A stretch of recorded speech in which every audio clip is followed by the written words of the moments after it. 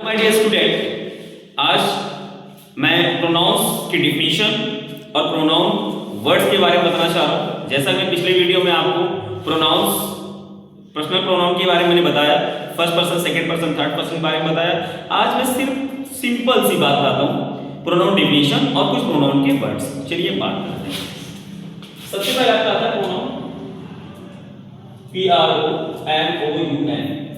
PRONOUN।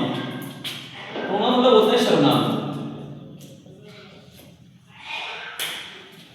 Pronounce की definition क्या होती है तो बात कर लेता हूं।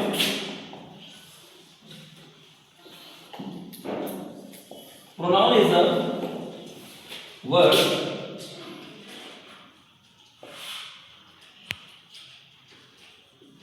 used to place of noun। कह रहा है कि जो प्रोनाउन होता है, सर्वनाम होता है, वो संज्ञा के स्थान पर प्रयोग किए जाने वाले शब्द को प्रोनाउन कहते हैं। मतलब संज्ञा के स्थान पर प्रयोग किए जाने वाले शब्द प्रोनाउन कहलाते हैं। ठीक है, जैसे बात करते हैं एग्जांपल के तौर पे, मैं कुछ एग्जांपल दे रहा हूं, उसके बाद बताता हूं। जैसे दिया हुआ है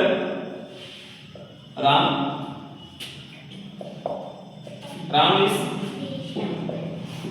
going to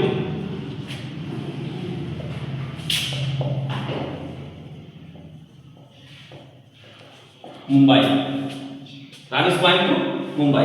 Ram is a noun, और राम की जगह पर अगर ही का प्रयोग किया गया होता तो होता प्रोनाउन। जैसे कि हम इंटायर सेंटेंसों में इसका प्रयोग करते हैं। चलिए एग्जांपल देता हूं मैं। प्रोनाउन वर्ड कौन कौन से होते हैं? आई होता है, वी होता है, यू होता है, ही होता है, सी होता है, इट होता है और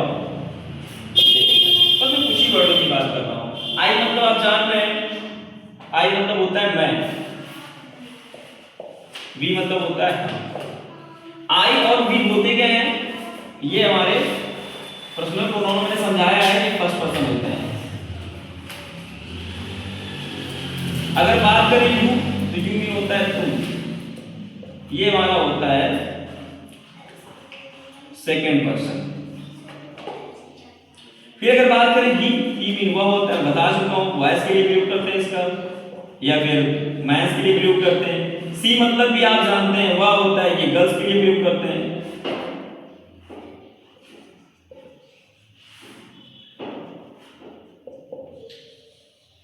इट मतलब आप समझते हैं, या आप लिख सकते हैं, ये हमारा जो है प्राकृतिक चीजें जो होती है, प्राकृतिक चीजें जो होती हैं, जैसे बारिश होना, ओले गिरना, हवा का चलना, ये हमारी सब प्राकृतिक चीजें होती हैं जिनके लिए इट का प्रयोग करते हैं।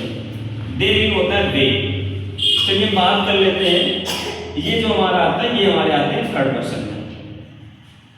जैसा कि मैंने आज अपनी क्लास में मैंने फर्स्ट पर्सन, सेकंड पर्सन के बारे में बताया और थर्ड पर्सन के बारे में बताया। मैं इसके पहले ही पर्सनल प्रोनाउन में बता चुका हूँ, और ये बहुत इजी है, इसको दिमाग में रखना बहुत ही इंपॉर्टेंट है, क्योंकि ये आगे जितने भी हमारे बड़े बड़े टॉपिक आते हैं उन टॉपिक में इनका प्रयोग किया जाता है। जैसे कि मैंने इंग्लिश से एमए किया क्रिश्चियन कॉलेज से, या फिर जब बीए किया तो उसमें क्या होता था कि ये चीजें सिखाई जाती थी।